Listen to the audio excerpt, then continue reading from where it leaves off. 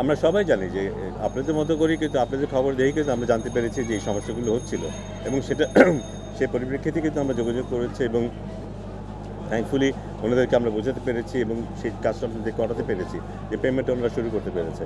So এবং সেটার ফলশ্রুতিতে আমরা দেখেছি আজকে খুব উজ্জীবিত ছিল রাজশাহী দল এবং আজকে ম্যাচটাও জিতেছে।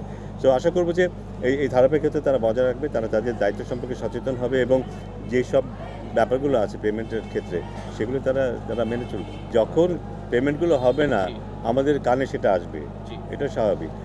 রাজশাহীর ক্ষেত্রে যেটা হয়েছে আমাদের কানে এসছে এবং সাথে সাথে আমরা কিছু কাজ করার চেষ্টা করেছি। আমরাও কিন্তু অবশ্যই কী বলবো বিব্রত এইসব কারণ নিয়ে, শুধু ক্রিকেট বোর্ড না, আমরা পুরো ক্রিকেট ফ্যাটার্নিটি কিন্তু বিব্রত এইসব কারণে এবং এগুলি আমাদের সবার জন্য এগুলি শিক্ষা। হোপফুলি আমরা এগুলি সামনে ওভাবেই অ্যাড্রেস করবো যেন এইসব বিষয়গুলো না হয়। অনেকগুলো কাজ আমাদের করা উচিত ছিল যেগুলো আমরা হয়তো সম্মত করিনি।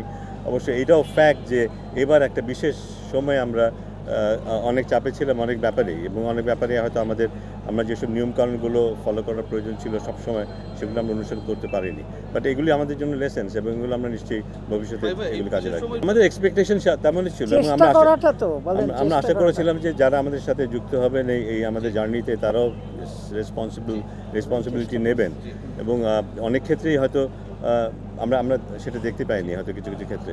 সো বাট আমরা চেষ্টা করবো বাকি সবাই যতটুকু আছে সেখানে এই পেমেন্ট ইস্যুগুলো হোক বা অন্যান্য কোনো ইস্যু সেগুলো আমরা চেষ্টা করবো যেন আরও স্মুথ হয় এবং কিছু কিছু জিনিস যে ভালো হচ্ছে এটাও বোধহয় স্বীকার করতে হবে। আর অফকোর্স আমরা ভালোটার দিকে না গিয়ে আমাদের দায়িত্ব হচ্ছে কোনটা খারাপ হচ্ছে সেটাকে অ্যাড্রেস করা এবং সেটা আমরা চেষ্টা করছি।